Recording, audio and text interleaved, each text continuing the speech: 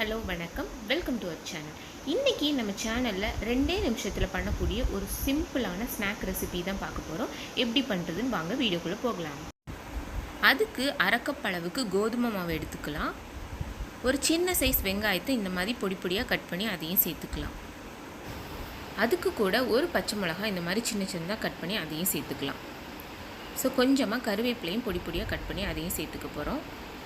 So இதுக்கு தேவையான அளவு உப்பு சேர்த்துக்கலாம். ஸோ அரை ஸ்பூன் அளவுக்கு தனி மிளகாத்தூள் சேர்த்துக்கலாம். ஸோ ஆல்ரெடி பச்சை மிளகாய் சேர்த்துக்கிறோம். ஸோ காரத்துக்கு ஏற்றாப்புல அட்ஜஸ்ட் பண்ணிக்கோங்க. ஸோ இதெல்லாம் சேர்த்துட்டு நல்ல ஒரு முறை மிக்ஸ் பண்ணி விட்டுக்கோங்க. அதுக்கப்புறமா கொஞ்சம் கொஞ்சமாக தண்ணி தெளித்து இதை மிக்ஸ் பண்ணி விட்டுக்கலாம். ஸோ இந்த மாதிரி கன்சிஸ்டன்சியில் அது இருக்கணும். ஸோ சப்பாத்தி மாவை விட கொஞ்சம் தண்ணியாக. இப்போ ஒரு கடாய் வச்சு எண்ணெய் ஊற்றியாச்சு. எண்ணெயும் நல்லா காஞ்சிடுச்சு. இப்போது நம்ம மிக்ஸ் பண்ணி மாவை கொஞ்சம் கொஞ்சமாக அதில் சேர்த்துக்க போகிறோம், பக்கோடா மாதிரி. ரொம்ப சிம்பிளாக ரொம்ப ஈஸியாக அந்த ஸ்நாக் ரெசிப்பியை பண்ணிடலாம்.